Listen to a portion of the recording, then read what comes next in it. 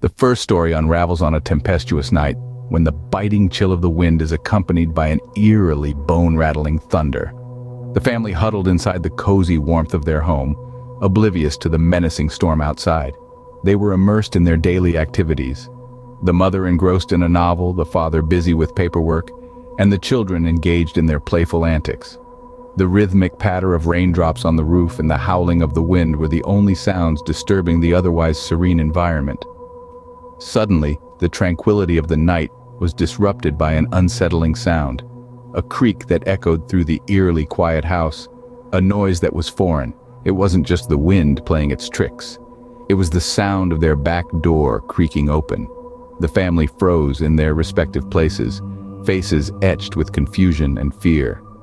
The sound was followed by an uncanny silence, one that filled the room with an air of anticipation and dread. The father was the first to snap the state of frozen fear. With a determined look on his face, he stood up, grabbed a flashlight, and cautiously started to investigate the source of the sound. He slowly made his way to the back door, his every step echoing in the hollow silence of the house.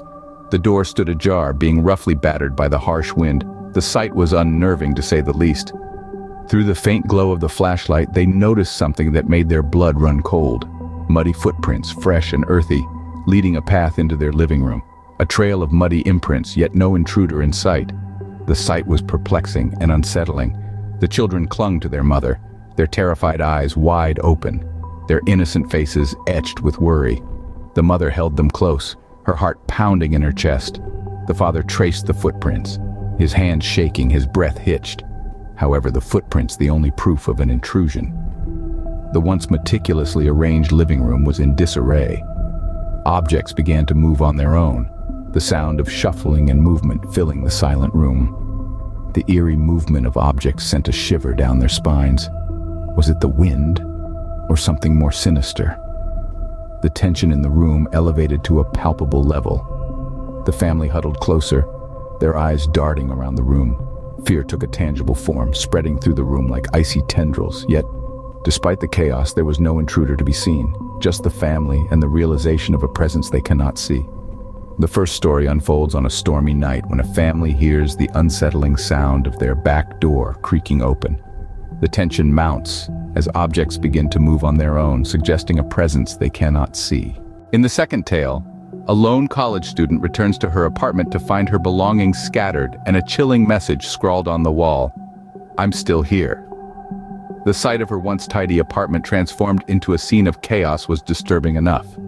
Books were flung from the shelves, clothes strewn across the floor, and small keepsakes lay shattered in corners.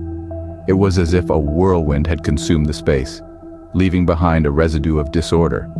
But then, her eyes fell upon the wall. A chilling message hastily scrawled in what looked like black marker. The words, an eerie declaration of some unknown presence, were almost impossible to comprehend. "I'm still here." There was an intentional ominousness to the statement. It was not a cry for help, nor was it a simple notification of existence. It was a threat. It was a warning. Her heart pounded in her chest, a rhythm of fear that echoed in her ears. Every shadow that danced on the walls seemed to take on a sinister form. Each creak of the building's old architecture sounded like footsteps. A cold dread wrapped around her, pressing down on her chest, making it difficult to breathe. In that moment, fear became her reality. The apartment was no longer a sanctuary, but a hunting ground. She was an unwilling participant in a game she didn't understand. She was the prey, and somewhere in the apartment, the predator lurked.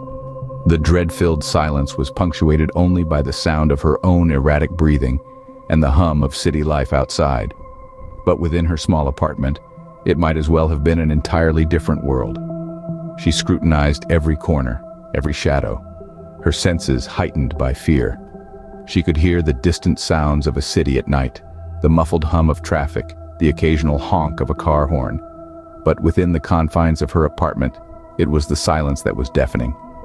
The night stretched on, endless and full of terrors. Time was no longer a steady progression, but a haunting tick-tock in the back of her mind. Every minute was a battle against fear. Every second a potential encounter with the intruder. Each minute turned into an hour, each hour into a lifetime. She was trapped in her own home. A terrifying game of cat and mouse was thrust upon her. She couldn't close her eyes, couldn't relax. She was on edge, waiting, anticipating. The night turned into a terrifying game of cat and mouse as she sensed the intruder lurking in the shadows. The third account tells of a couple waking to the sound of their baby monitor picking up a whisper that wasn't their own. They were jolted awake in the darkness, their breath hitching in their throat as they strained their ears towards the eerie sound. The whisper was soft and chilling, a mere shadow of a voice, but it was enough to send a shiver down their spines. Cold sweat trickled down their necks, their hearts pounding in their chests in a rhythm of fear and concern. This was a sound that was unfamiliar, foreign in the sanctity of their home. It felt intrusive, an unwelcome guest in their peaceful abode, a stark disruption of the rhythmic lullaby they had grown accustomed to from their baby monitor. They exchanged a panicked glance, their eyes wide and filled with terror under the moonlight streaming in through the window. The darkness of the room seemed to press in on them, the shadows growing longer and darker with each passing second. Their breaths hitched, the silence of the night shattered by the eerie whispering from the baby monitor. The father, his protective instincts kicking in, threw back the covers and moved towards the door. His bare feet padded softly against the cold wooden floor, his heart pounding in his chest like a loud drum. The mother, her maternal instincts, her fear, followed close behind, her hand clutching at the back of his shirt. Their journey to the nursery was a terrifying blur. Each shadow seemed to jump out at them, every creak of the wooden floor beneath them sounding like a scream in the silence of the night. Their home, once a symbol of peace and safety, now felt like an ominous trap, the walls closing in on them, the darkness creeping towards them. As they reached the nursery, they pushed the door open, their breath hitching in their throat. They stopped at the entrance, their eyes wide with terror. The nursery, once a peaceful sanctuary for their child, now held an unknown entity. There, in the dim light of the moon streaming in through the window, stood an ominous figure. Its silhouette was outlined against the crib, casting a lengthy shadow that seemed to consume the room. The figure appeared to be standing over their child's crib, a sight that increased their fear exponentially. They were frozen in their tracks, their breaths stuck in their throats, their hearts pounding in their chests. The figure stood silhouette, a stark contrast against the pale light of the moon. It was as if time itself had stopped, leaving them in this moment of pure, unadulterated fear. Their fear was interrupted by a sudden courage that propelled them forward. They reached for the light switch, their hands shaking with fear and anticipation. And then the figure vanished when the lights flicked on. The final story recounts a man's late-night encounter with a figure trying to break through his bedroom window. It's like any other night, with the moon's silver light filtering through the curtains, casting elongated shadows that danced mysteriously around his bedroom.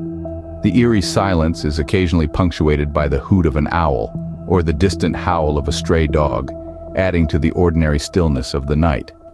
But then there's a sound, a faint rustle. He dismisses it, attributing it to the wind, until the disturbing realization dawns upon him that it's not just the wind. There is an intruder, a figure, trying to in through the window, challenging the serenity of his space. The only barrier between him and the looming threat is a thin sheet of glass, which he knows won't hold for long.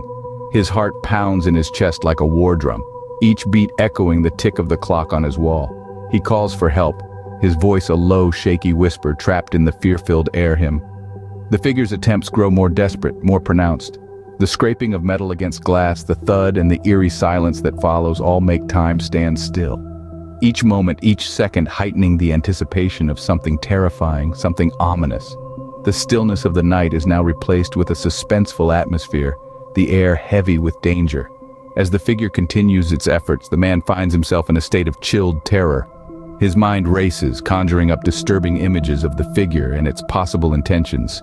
The sight of the figure trying to break through sends a of fear down his spine, the terror palpable in his wide, horrified eyes. Eventually, the circumstances culminate in a face-to-face confrontation. The figure has broken in, the barrier shattered, leaving the man to face the figure alone. His heart throbs, his breath shaky. He stands questioning his safety, his trust in his sanctuary shaken to its core. Each story weaves a tapestry of fear and suspense, highlighting the vulnerability and terror of unexpected intrusions. The man's tale, a stark reminder of how through the veil of security and comfort, danger can come knocking at one's window, leaving one questioning the safety even in one's own home.